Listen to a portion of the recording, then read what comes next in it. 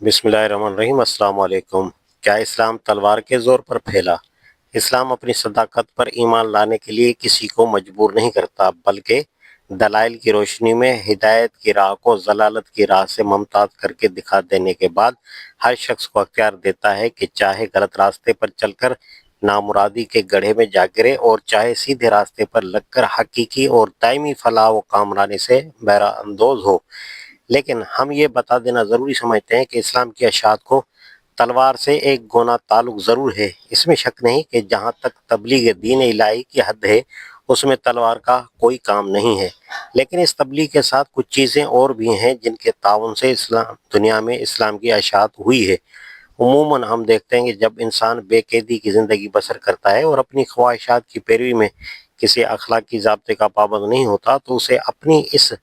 پورا علم مگر بظاہر پرلطف زندگی میں ایک مزہ آنے لگتا ہے، اور اس مزے کو چھوڑنے کے لیے وہ برضا و رغبت آمادہ نہیں کیا جا سکتا۔ بعض وہ نصیحت اور دلیل و برہان کی قوت سے اس کو اخلاق کی حدود کی پابندی، حلال و حرام کی تمیز اور نیک و بد کے امتیاز کی خواہ کتنی ہی تلقین کی جائے وہ بہرحال سیدھا ہونے پر راضی نہیں ہوتا۔ اول تو اس کی عقل و وجدان پر مسلسل بدکاریاں کرتے رہنے کے باعث ایسا پردہ پڑ جاتا ہے کہ اس قسم کی اخلاقی تعلیم کا اس پر کوئی اثر نہیں ہوتا، اور اگر اس کے ضمیر میں کچھ زندگی باقی ہوتی بھی ہے تو وہ اس کے نفس پر اتنی حاوی نہیں ہوتی کہ اس کے اثر سے وہ حق کو محض اس بنا پر کہ وہ حق ہے بطو و رغبت قبول کر لے اور ان لذتوں سے دستبردار ہو جائے جو بے قیدی کی زندگی میں اسے حاصل ہوتی ہیں۔ بخلاف اس کے جب کسی اخلاقی تعلیم کی پشت پر واعظ و تذکیر کے ساتھ سیاست و تعزیر بھی ہوتی ہے اور بد کو بد کر کے دکھا دینے کے ساتھ بدی کو روک دینے والی قوت سے بھی کام لیا جاتا ہے تو رفتہ رفتہ طبیعت میں نیک بننے کی صلاحیت پیدا ہونے لگتی ہے۔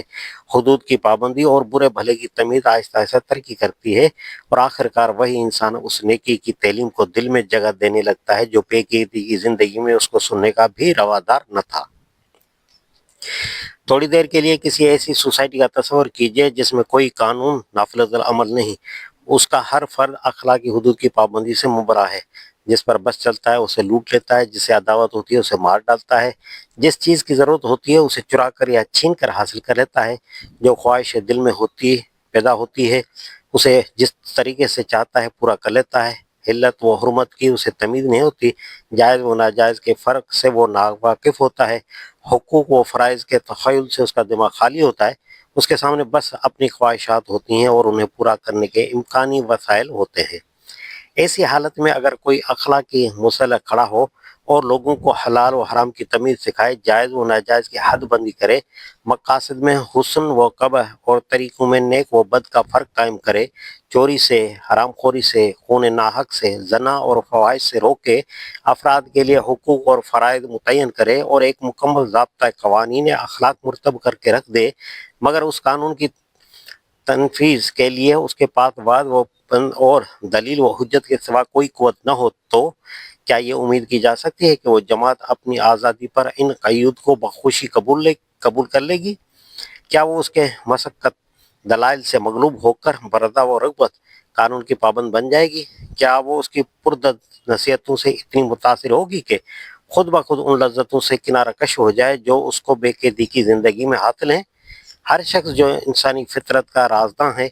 اس سوال کا جواب صرف نفی میں دے گا، کیونکہ دنیا میں ایسے پاک نفسوں کی تعداد بہت تھوڑی ہے جو نیکی کو محض نیکی سمجھ کر اختیار کرتے ہیں اور بدی کو صرف اس لیے چھوڑ دیتے ہیں کہ اس کا بد ہونا انہیں معلوم ہو چکا ہے۔ لیکن اگر یہی سوال اس صورت میں کیا جائے کہ جب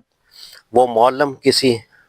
محض اخلاقی واعظ ہی نہیں بلکہ حاکم و صاحب امر بھی ہو اور ملک میں ایک ضابطہ حکومت قائم کر دے جس قوت سے وہ تمام برائیاں یکلخت دور ہو جائیں جو حیوانی آزادی سے پیدا ہوتی ہیں، تو یقیناً یہ نفی اس بات سے بدل جائے گی اور ہر شخص اس اصلاحی تعلیم کی کامیابی کا فتویٰ لگا دے گا۔ اسلام کی اشاعت کا بھی تقریباً یہی حال ہے۔ اگر اسلام صرف چند عقائد کا مجموعہ ہوتا اور اللہ کو ایک کہنے، رسالت کو برحق ماننے، یوم آخر اور ملائکہ پر ایمان کے سوا انسان سے وہ کوئی اور مطالبہ نہ کرتا تو شاید شیطانی طاقتوں سے اس کو کچھ زیادہ جھگڑنے کی نوبت نہ آتی، لیکن واقعہ یہ ہے کہ وہ صرف عقیدہ ہی نہیں بلکہ ایک قانون بھی ہے، ایسا قانون جو انسان کی عملی زندگی کو اوامر و نواہی کی بندش میں کسنا چاہتا ہے۔ اس لیے اس کا کام صرف بند و معوذت ہی سے نہیں چل سکتا بلکہ اسے نوک زباں کے ساتھ نوک ثنا نیدا سے بھی کام لینا پڑتا ہے۔ اس کے عقائد سے سرکش انسان کو اتنا بہت نہیں جتنا اس کے قوانین کی پابندی سے انکار ہے۔ وہ چوری کرنا چاہتا ہے اور اسلام اسے ہاتھ کاٹنے کی دھمکی دیتا ہے، وہ زنا کرنا چاہتا ہے اور اسلام اسے کوڑوں کی مار کا حکم سناتا ہے، وہ سود کھانا چاہتا ہے اور اسلام اس کو آگاہ ہو جاؤ کہ اللہ اور اس کے رسول صلی اللہ علیہ وسلم کی طرف سے تمہارے خلاف اعلان جنگ ہے، البقرہ 279 کا چیلنج دیتا ہے۔ وہ حرام وہ حلال کی قیود سے نکل کر نفس کے مطالبات پورے کرنا چاہتا ہے اور اسلام ان قیود سے باہر نفس کے کسی حکم کی پیروی نہیں کرنے دیتا۔ اس لیے نفس پرست انسان کی طبیعت اس سے متنفر ہوتی ہے اور اس کے آئینہ قلب پر گناہ گاری کا ایسا رنگ چڑھ جاتا ہے کہ اس میں صداقت اسلام کے نور کو قبول کرنے کی صلاحیت ہی باقی نہیں رہتی۔ یہی وجہ ہے کہ رسول اللہ صلی اللہ علیہ وآلہ وسلم 13 برس تک عرب کو اسلام کی دعوت دیتے رہے۔ وعظ و تلقین کا جو اس سے مؤثر انداز ہو سکتا تھا اسے اختیار کیا، مضبوط دلائل دیے، واضح حجتیں پیش کی، فصاحت و بلاغت اور زور خطابت سے دلوں کو گرمایا، اللہ کی جانب سے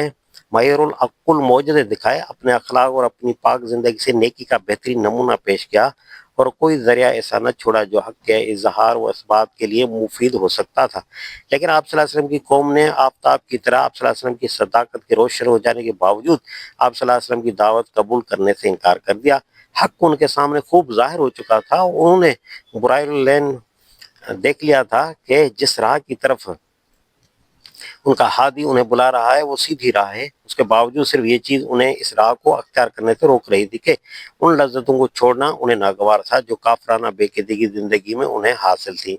جب وعظ و تلقین کی ناکامی کے بعد داعی اسلام نے ہاتھ میں تلوار لی اور فرمایا،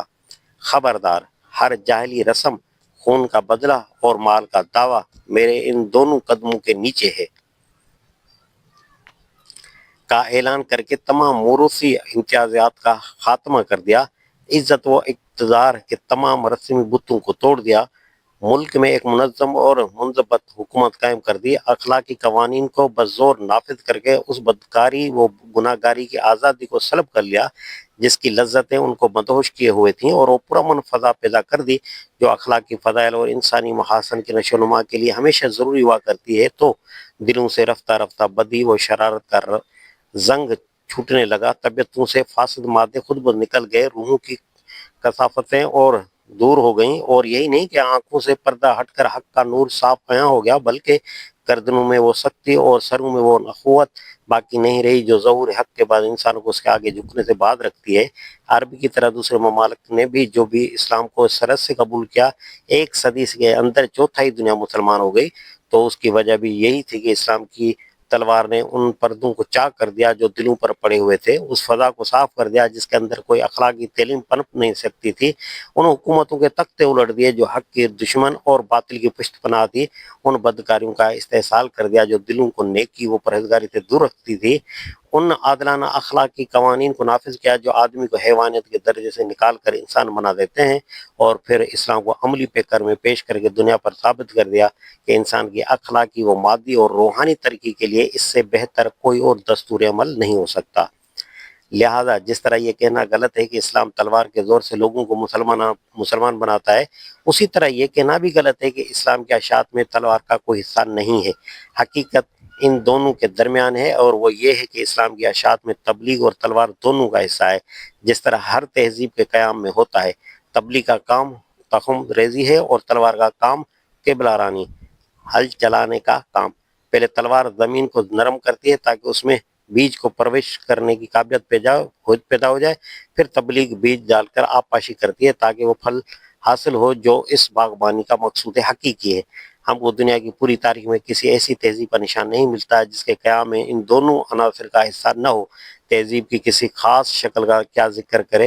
ہے، خود تہذیب کا قیام ہی اس وقت ناممکن ہے جب تک قبلہ رانی اور تخم پاشی کے یہ دونوں عمل اپنا اپنا حصہ ادا نہ کریں۔ کوئی شخص جو انسانی فطرت کا رمز شناس ہے اس حقیقت سے ناشنا نہیں ہے کہ جماعتوں کی ذہنی و اخلاقی اصلاح کے سلسلے میں ایک وقت ایسا ضرور آتا ہے کہ جب کہ قلب و روح کو خطاب کرنے سے پہلے جسم و جان کو خطاب کرنا پڑتا ہے۔